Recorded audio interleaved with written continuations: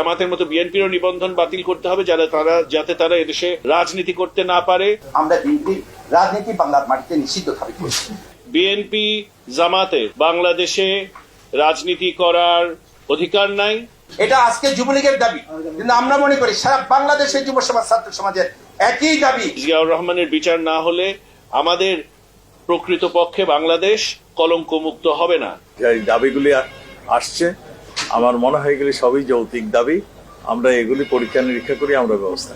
এই দণ্ডপ্রাপ্ত আসামি তারেক রহমানকে বাংলাদেশে ফিরিয়ে এনে যে রায় হয়েছে বাংলার মাটিতে, সেই রায় কার্যকর করার দাবি নিয়ে আমরা এখানে এসেছি।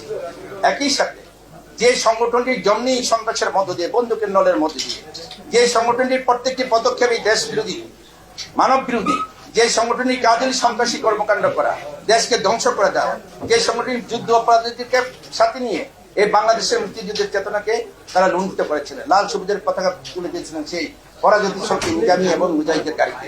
সঙ্গত কারণে বাংলার মানুষ মনে করে এই বিএনপি জামাত যতদিন বাংলার মাটিতে রাজনীতিতে থাকবে, ততদিন বাংলাদেশের অগ্রগতিকে দাবি রাখার ষড়যন্ত্র চলতে থাকবে।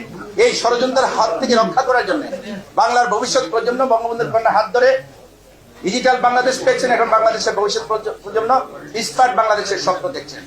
সেই জায়গা থেকে বাংলাদেশকে তারা ধ্বংস করার চক্রান্ত করছেন। তাই আমাদের যুব সমাজের একটাই দাবি, আমরা এখানে এসেছি আমাদের প্রিয় চেয়ারম্যান শেখ ফজল ইসলাম পরশের নেতৃত্বে যুবলীগের পক্ষ থেকে। এটা আজকে যুবলীগের দাবি, কিন্তু আমরা মনে করি সারা বাংলাদেশের যুব সমাজ, ছাত্র সমাজের একই দাবি যে বিএনপি একটি সন্ত্রাসী জঙ্গি সংগঠন, যাকে কানাডার ফেডারেল আদালতও 5 বারবার একই কথা বলেছেন, বাংলাদেশে একটি জঙ্গি সংগঠন আছে, সন্ত্রাসী সংগঠন, সেটা হলো বিএনপি। আমরা বিএনপি রাজনীতি বাংলার মাটিতে নিষিদ্ধ দাবি করছি। যতদিন পর্যন্ত বাংলাদেশের রাজনীতিতে বিএনপি মাঠে বিচরণ করবে, ততদিনই বাংলাদেশের বিরুদ্ধে ষড়যন্ত্র চলবে। এই ষড়যন্ত্রের হাত থেকে দেশকে, জাতিকে রক্ষার জন্য আমাদের পবিত্র দায়িত্ব মনে করি আমরা আজকে মাননীয় স্বরাষ্ট্রমন্ত্রী মহোদয়ের কাছে এসেছি। আমাদের দাবি অত্যন্ত পরিষ্কার এবং ক্লিয়ার দাবি। সেটা হচ্ছে যে 75-এর হত্যাকাণ্ডের যে মাস্টার মাইন্ড যে জিয়াউর রহমান, এটা আজকে জনসাধারণের কাছে পরিষ্কার, বিশেষ করে যুব সমাজের কাছে এটা পরিষ্কার। কারণ তারাই বেনিফিশিয়ারি হত্যাকাণ্ডের, তারাই দল গঠন করেছে বন্দুকের নল উঁচা করে, এবং তারা সন্ত্রাস দ্বারা সৃষ্টি।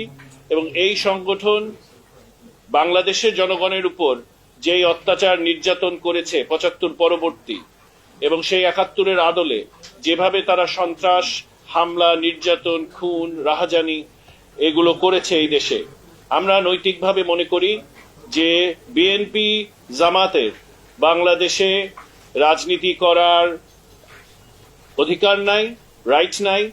এবং দ্বিতীয়ত, আমরা যে কারণে স্বরাষ্ট্র মন্ত্রণালয় প্রাসঙ্গিক, সেটা হচ্ছে আমরা চাই যে আমাদের দাবি যে জিয়াউর রহমানের মরণোত্তর বিচার আজকে যুব সমাজের, বাংলাদেশের সকল যুব প্রগতিশীল এবং অসাম্প্রদায়িক যারা একটা উন্নত মর্যাদাশীল বাংলাদেশ বিনির্মাণের ক্ষেত্রে সংগ্রাম করে যাচ্ছে, সেই সকল নাগরিকেরই প্রত্যাশা যে জিয়াউর রহমানের বিচার না হলে আমাদের প্রকৃতপক্ষে বাংলাদেশ কলঙ্ক মুক্ত হবে না।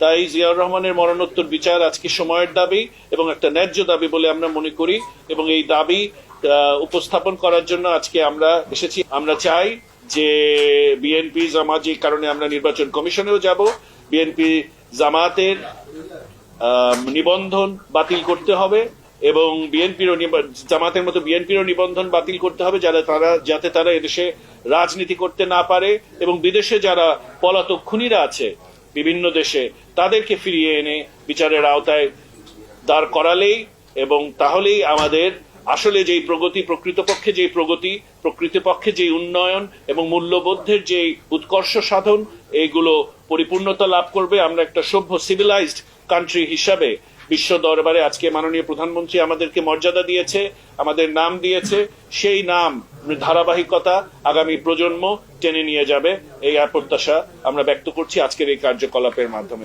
আমরা মনে করি আইন অনুযায়ী যে ব্যবস্থা স্বরাষ্ট্র মন্ত্রণালয় থেকে করার দরকার, সেটা আমরা করব। আমরা সমস্ত ঘটনাই জানি। ইতিমধ্যে তারেক জিয়া এবং তার স্ত্রীর নামে তারা অভিযুক্ত হয়েছেন, আদালত দ্বারা তারা দণ্ডিত হয়েছেন। এবং তাদেরকে ফিরিয়ে আনার জন্য আমাদের যা যা করার আমরা করব।